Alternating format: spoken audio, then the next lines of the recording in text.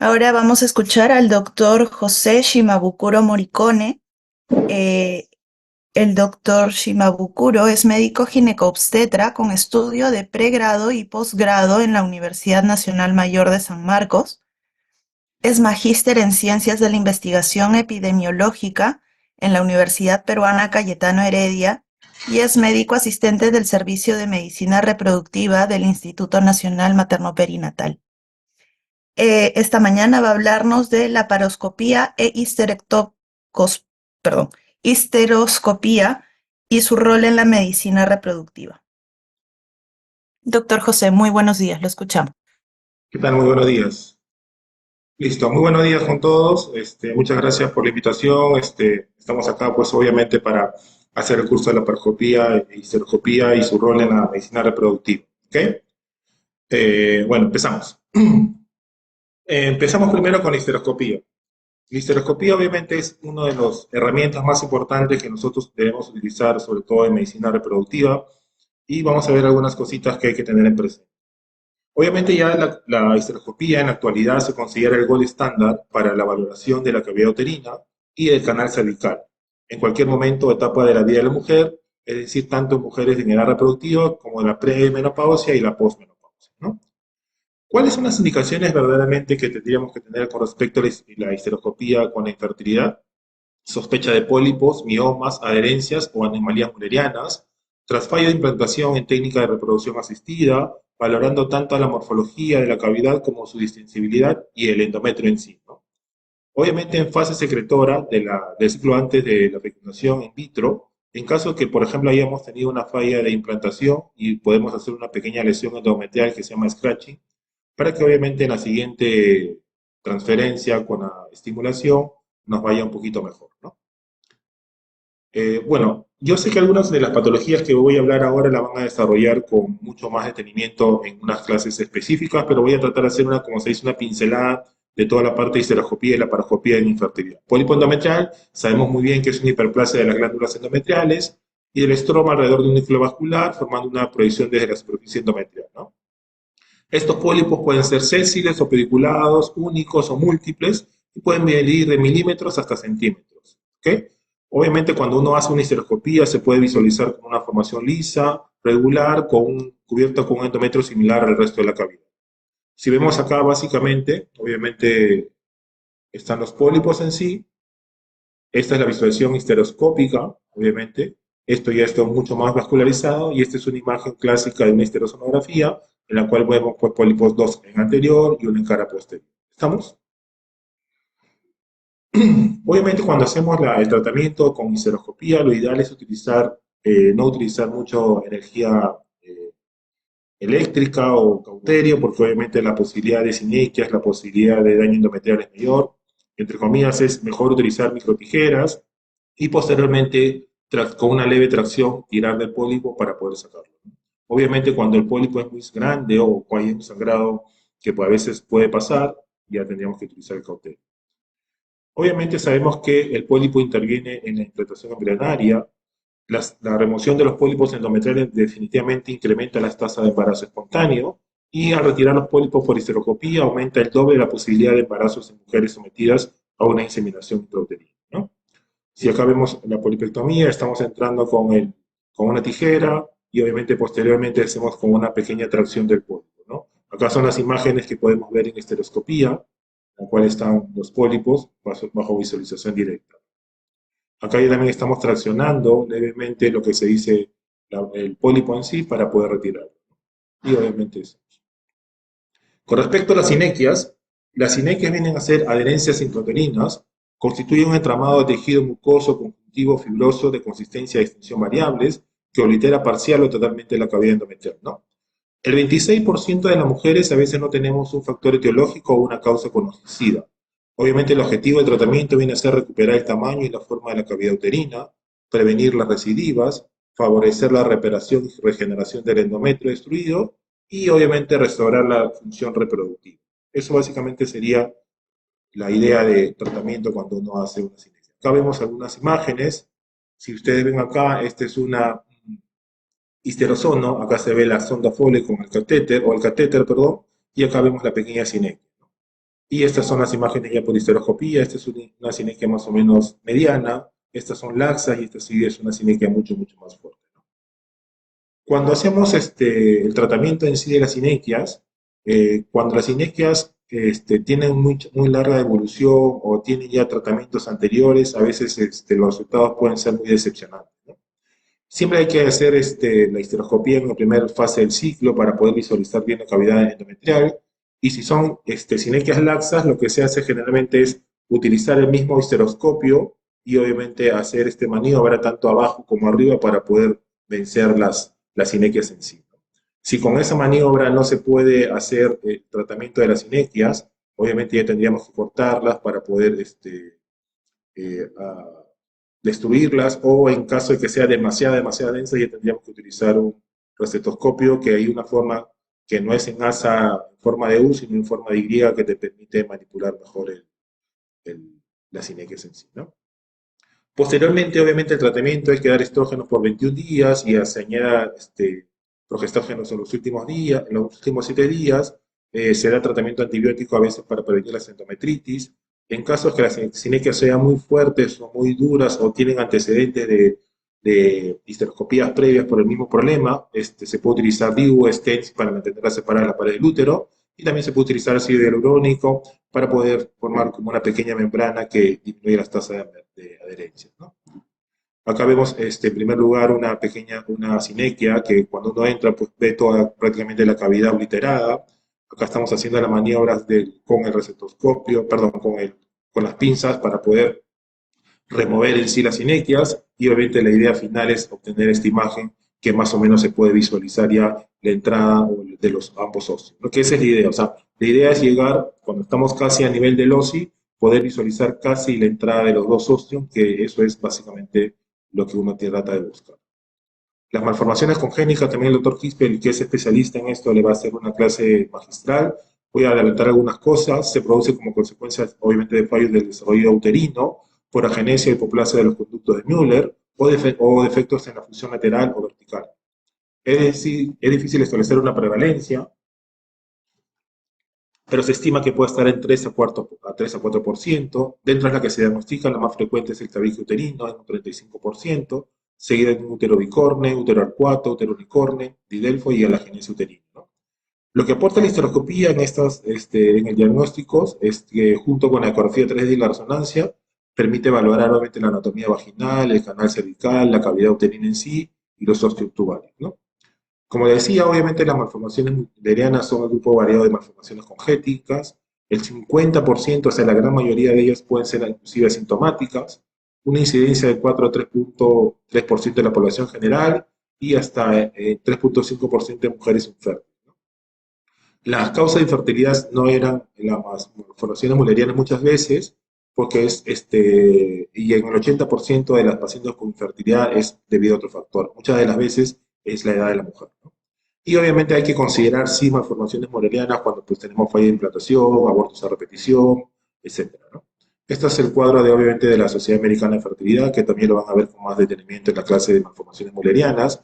Para hacer algo muy rápido, cuando tenemos un útero unicornio, obviamente la indicación quirúrgica es la presencia de una cavidad endometrial, y generalmente se puede hacer por la laparoscopía cuando tenemos un cuerno rudimentario cuando es funcionante. O ¿por qué? Porque en estos de los casos tiene bastante tasa de posibilidad de hacer un ectópico, ¿no? Si acá vemos una cirugía en sí, acá vemos el útero unicorne, y esto viene a ser un cuerno rudimentario que, como no tiene salida, se estaba haciendo en hematometra. Tuvimos que obviamente comenzar a hacer la disección y obviamente retirar al final ese cuerno rudimentario, que obviamente acá, si usted se ve, que está completamente separado del útero unicornio, ¿no? Y obviamente al final queda así, ¿sí? Cuando tenemos útero de Delfo, la mayoría de los pacientes son asintomáticas, solamente hay que hacer tratamiento en casos de abortos espontáneos recurrentes o parto prematuro, y aún así se ha visto que la cirugía de Strassmann, que se hace en forma convencional abierta, los resultados no necesariamente son muy satisfactorios, ¿no? Los úteros bicornes generalmente no requieren cirugía, solamente en casos de abortos espontáneos recurrentes o partos prematuros a repetición se puede intentar hacer una metroplastía, ¿no? En útero aceptado no se recomienda una incisión histeroscópica, excepto de que en aquellas mujeres sintomáticas o, o en mujeres que obviamente ya tienen abortos recurrentes o a repetición, o partos prematuros a repetición. Si yo encuentro un útero aceptado y el útero aceptado, como en este caso, tiene 1 centímetro o menos, no sé, ese tratamiento obviamente acá sí es una diferencia, pero inclusive si yo encuentro o hago un hallazgo ecográfico de esta naturaleza y esa mujer no se ha embarazado, lo primero que tendríamos que hacer es que ella se embarace y evaluar cómo va, ¿no? Y así obviamente tiene abortos, etcétera, ya tendríamos que evaluar la posibilidad de hacer la cirugía en sí. Obviamente, cuando yo hago la histeroscopía en útero aceptado, ¿qué cosa es lo que tengo que ver? Si yo veo entro con el histeroscopio y obviamente tengo que hacer la resección del tabique en sí hasta más o menos llegar a esta altura. ¿Cómo yo sé que estoy llegando a esta altura? Cuando obviamente estoy con el histeroscopio a este nivel y puedo hacer esta maniobra de mover de un lado a otro y no chocarme con el fondo, ¿no? Y obviamente también podría hacer una ecografía por vía abdominal para ver que yo estoy dejando más de 1 centímetro de fondo de útero, ¿no? ¿Ok? Y si el ostium mide menos de 1 centímetro, yo creo que inclusive hasta lo podría dejar o ni siquiera tocarlo, en todo caso. Esto acá es un útero aceptado, obviamente como le digo se hace un pequeño corte a este nivel, por la misma presión acuosa del agua se va a distender y obviamente acá está la cicatriz que hemos quedado, ¿no? El tratamiento posterior también igual es dar estrógenos para que obviamente evitar que se vuelva a pegar y en caso de DIU si es que hay una estenosis cervical severa. Otras patologías, adenomiosis, ustedes saben que viene a ser tejido endometrial a nivel del miometrio. Cuando vemos por histeroscopía, obviamente vamos a ver un miometrio subendotelial que proporciona signos patognomónicos de adenomiosis. Obviamente veo una neovascularización, en este caso así como si fuese de pólvora y que como relleno de chocolate que están construyéndose la cavidad y a veces se ven imágenes pseudoquísticas, ¿no? También podemos ver endometritis crónica, que viene a ser la inflamación crónica del endometrio. Se diagnostica generalmente por histeroscopía cuando vemos una presencia de múltiples micropólipos, ¿no? En la cual hay un excesivo de células plasmáticas dentro del estroma endometrial, que con anatomía obviamente se puede confirmar fácilmente el diagnóstico, ¿no? Y a veces esto se puede ver en pacientes con infertilidad no explicada o en pacientes que tienen un sangrado irregular. Obviamente el tratamiento es antibiótico terapia y el tratamiento es bastante sencillo. Esta es la imagen característica de micropólipos, que esto nos está hablando de una endometritis crónica. El ismocele es una anomalía semiarticular que ustedes saben perfectamente que es como consecuencia de la cesárea. Obviamente lo que se hace más o menos es, ustedes acuérdense que es como si tuviesen dos arcos y en el centro está la cúpula y lo que se hace tratar de hacer es reseccionar el arco anterior y el arco posterior para que obviamente esa cúpula no sea tan pronunciada, pero eso se puede hacer básicamente por histeroscopía cuando el tejido miometrial que está residual sea mayor de 3 milímetros, ¿no? Y obviamente solamente se da en tratamientos con mujeres sintomáticas que tienen sangrado muy irregular y en mujeres que obviamente pues tienen tratamiento de infertilidad y que obviamente hemos tenido fallas de implantación o abortos a repetición. Acá vemos el ismocele como le estaba diciendo y acá tenemos un arco anterior y posteriormente se ve el arco posterior y obviamente lo que tenemos que tratar de hacer es resecar con el receptoscopio el arco anterior, el arco posterior y obviamente quemar un poquito, con mucho cuidado, esta zona para que obviamente no siga llorando, no siga saliendo pues, la secreción. ¿Okay? También hay algunas oportunidades que por histeroscopía uno puede tener restos embrionarios retenidos muy antiguos y obviamente podemos encontrar con histeroscopía tejido trofoblástico, vellosidades coriónicas o depósitos de fibrina. Y esta es la imagen que a veces se visualiza como si fuese un enredado de pelos que está obviamente a ese nivel y inclusive cuando uno comienza a resecar está bien duro, está bien pegado y que obviamente hay que hacerlo con bastante cuidado.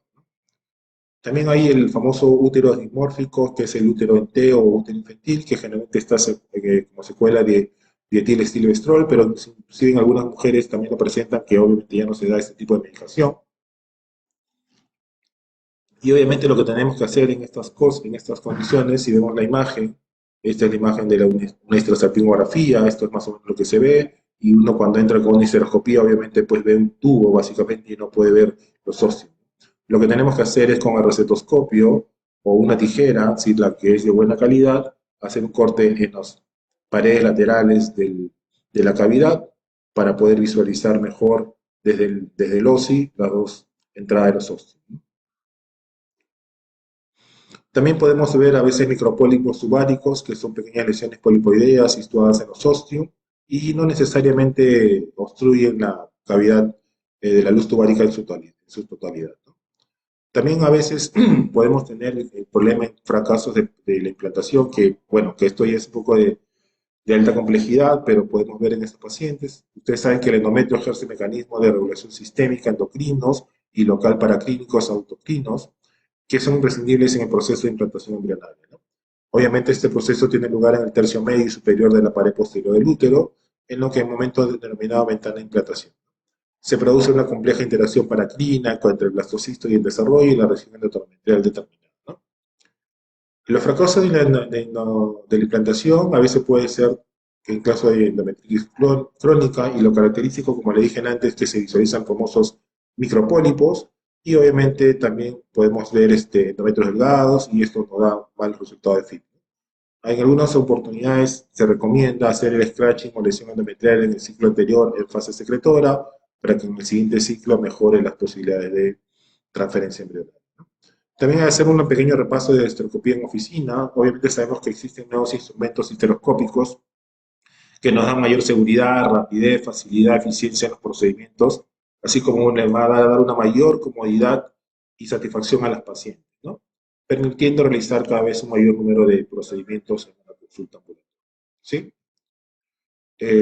Como le dije, pues hay mayor satisfacción, mayor recuperación, no se necesita anestesiólogo, se da menor ansiedad de la paciente y de la familia y es mucho más costo efectivo, ¿no? ¿Ok? Si hacemos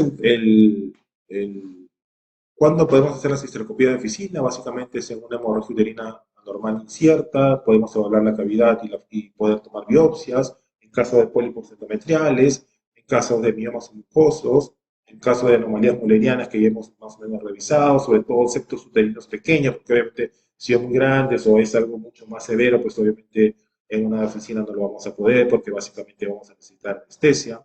También cuando tenemos unas sinequias o adherencias intrauterinas que más o menos son laxas, y que me va a permitir trabajar y que obviamente la comodidad de la paciente se va a dar, ¿no? También hacemos estudio de infertilidad para ver la morfología, la distensibilidad y en algunas ocasiones como dicen como scratching. Y también a veces cuando no encontramos hilos de DIU, podemos encontrar ya la DIU dentro de la cavidad y poder retirar el DIU o el cuerpo extraño, ¿no? También a veces, como les dije, hay veces que podemos encontrar tejido endometrial, tejido trofoblástico activo que está bastante pegado, adherido y que con visualización directa se puede obviamente retirar y trabajar, ¿no? Y también obviamente para poder ver las lesiones cervicales. Ya una vez más o menos teniendo una idea de la parte de la histeroscopía, el siguiente paso, pues obviamente, que otra de las herramientas que se utiliza bastante en infertilidad es la laparoscopía en sí, ¿no? Adherencias en cirugía reproductiva. Las adherencias se pueden presentar hasta un 94% de las pacientes sometidas a cirugía abierta, ¿no? Ya sea abdominal o pélvica, y es la de las razones por las cuales se va formando adherencia. La gran mayoría de estas obviamente son laxas. Obviamente el mayor problema es que pueda producir una obstrucción intestinal y obviamente pero también pueden producir dolor pélvico e infertilidad, ¿no? La liberación de las adherencias en mujeres con infertilidad inexplicada aumenta las tasas de embarazo en los siguientes 2 años, con las pacientes que obviamente no han sido sometidas a ningún tratamiento. ¿Estamos? Acá vemos algunas adherencias, esas son más o menos adherencias laxas. Acá ya vemos una adherencia mucho más severa.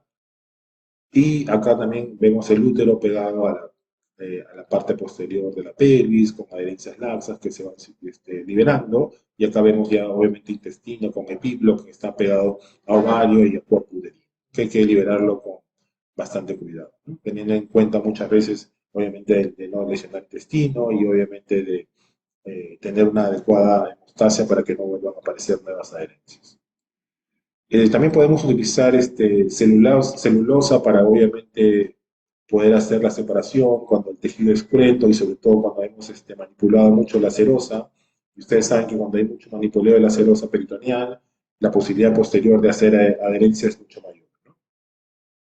El hidrosalping, ustedes saben que es la inflamación o infección de la trompa uterina y obviamente puede corresponder hasta el 30-40% de los casos de infertilidad femenina, porque obviamente el factor tubaríco es uno de los más importantes, ¿no? Y dentro de este factor tubaríco, obviamente es importante destacar que el hidrosalping se puede definir como una obstrucción distal de la trompa y obviamente hay una acumulación de líquido en su interior, ¿no? Como si fuese un chorizo, una salchicha, etcétera, ¿no? Y obviamente se puede diagnosticar hasta un 10% por ecografía y obviamente con mucho más facilidad con una histerosalpingografía en un 30% o bajo visualización directa por la paroscopía, ¿no?